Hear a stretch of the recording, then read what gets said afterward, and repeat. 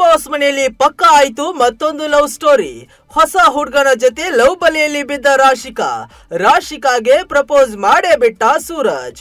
ಹೌದು, big boss ಮನೆಯಲ್ಲಿ ಒಂದಲ್ಲ ಒಂದು ಲವ್ ಕಹಾನಿ ಪ್ರತಿ ಸೀಸನ್ ನಲ್ಲಿ ಆಚೆ ಬರುತ್ತವೆ. ಅದೆಷ್ಟೋ ಜೋಡಿಗಳು ದೊಡ್ಡ ಮನೆಯಲ್ಲಿ ಒಟ್ಟೊಟ್ಟಿಗಿದ್ದು ಮನೆ ಹೊರಗಡೆಯೂ ತಮ್ಮ ಸ್ನೇಹವನ್ನ ಮುಂದುವರಿಸಿದ್ದಾರೆ. ಇದೇ ಲವ್ ನಿಂದ ಬಿಗ್ ಮನೆಯಲ್ಲಿ ಸದ್ದು ಮಾಡಿ ಕೊನೆ ತನಕ ಇದ್ದದ್ದು ಇದೆ.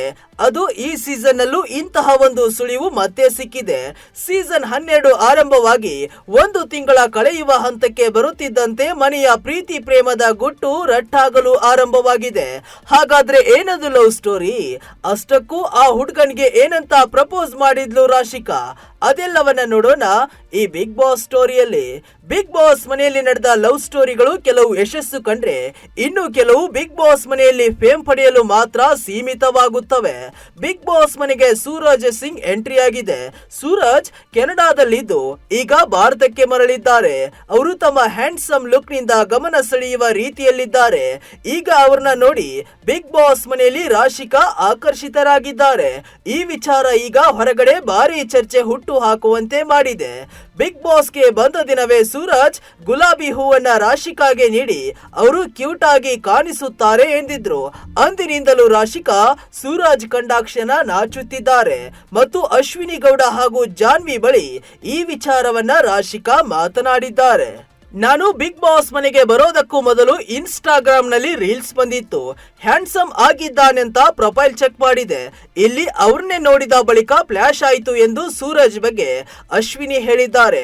ಯಾರಿಗೆ ಅವನು ಇಷ್ಟ ಎಂದು ಅಶ್ವಿನಿ ರಾಶಿಕಾ ಹಾಗೂ ಸ್ಪಂದನಾ ಬಳಿ ಪ್ರಶ್ನೆ ಮಾಡಿದ್ದಾರೆ. ಇಬ್ಬರು ಲಿಸ್ಟ್ ನಲ್ಲಿ ಇದ್ದಾರೆ ಎಂಬ ಮಾತು ಅಲ್ಲೇ ಕೇಳಿ ಬಂತು.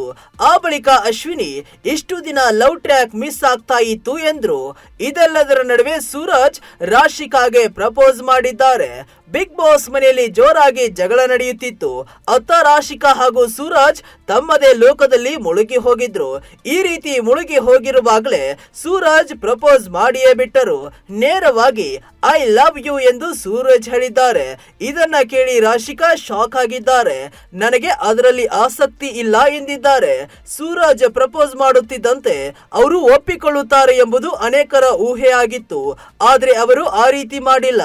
ಈ ಮೂಲಕ ಸೂರಜ್ ಜೊತೆಗಿನ ಆಪ್ತತೆ ಕೇವಲ ಒಂದು ಗೇಮ್ ತಂತ್ರ ಎಂಬುದನ್ನ ಅವರು ಸ್ಪಷ್ಟವಾಗಿ ಹೇಳಿದಂತೆ ಆಗಿದೆ. ಕಳೆದ ವಾರಕ್ಕೆ ಹೋಲಿಕೆ ಮಾಡಿದೆ ಈ ವಾರ ಅವರು ಹೆಚ್ಚು ಆಕ್ಟಿವ್ ಆಗಿದ್ದಾರೆ.